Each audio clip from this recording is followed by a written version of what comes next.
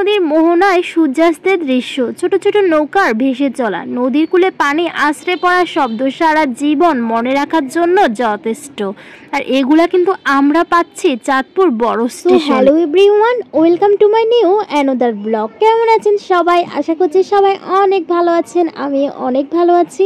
নতুন আরো একটি ব্লগে আপনাদের সবাইকে স্বাগত। দিন আমরা চলে গিয়েছিলাম বড় দিনটি যেহেতু ছিল শুক্রবার, গিয়ে দেখি এত মানুষের সমাগম, অনেক অনেক মানুষ ছিল। কিন্তু তারপরেও চাঁদপুরের মানুষের কাছে বড় স্টেশন মানেই অনেক শান্তি। যখন গিয়েছিলাম তখন প্রায় 5টা বাজে, আর এই যে ভিডিও করতে করতে ফটোশুট করতে করতে সূর্য প্রায় ডুবে যাচ্ছিল।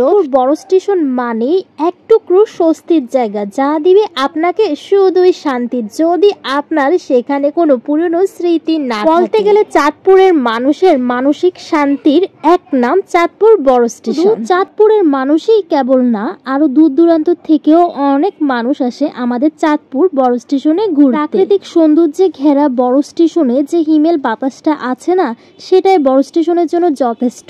আর কি লাগে, সেটার জন্যই তো দূর দূরান্ত থেকে হাজারো মানুষ ছুটে চলে আসে। এখন যে গরম পড়তেছে, এখন তো প্রতিদিনই বড় স্টেশনে অনেক অনেক ভিড় থাকবে। তবে প্রতিদিনের তুলনায় শুক্রবার দিনটা কিন্তু একটু তুলনামূলকভাবে বেশি ভিড় হয়। আর এই যে অনেক বাতাসে এই কিউট কিউট পাখাগুলো খুব সুন্দরভাবে ঘুরতেছে, তাই না?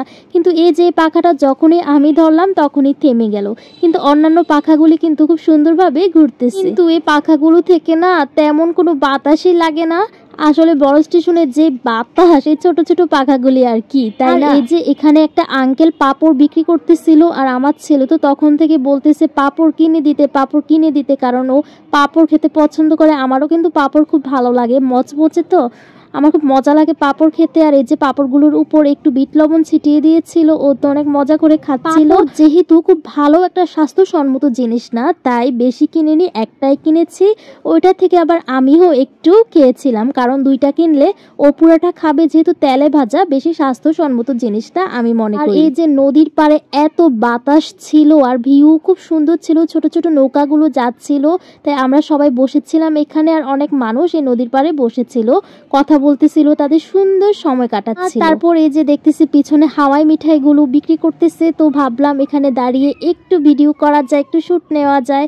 তো এই যে আমিও একটু ভিডিও যাই বলি না কেন, সবকিছু মিলিয়ে চাঁদপুর বড় স্টেশন কিন্তু একটা খুব উপভোগের জায়গা। মন খারাপ থাকলেও কিন্তু ওই স্থানটায় গেলে আমাদের মন ভালো হয়ে যায়। বড় স্টেশনের মনোরম দৃশ্য উপভোগের জন্য সেখানে কিন্তু সকাল বিকালে অনেক মানুষের সমাগম ঘটে। বড় স্টেশনের মনোরম পরিবেশ আর হিমেল হাওয়ার জন্য না সব ক্লান্তি এক নিমিষে দূরে সরে যায়।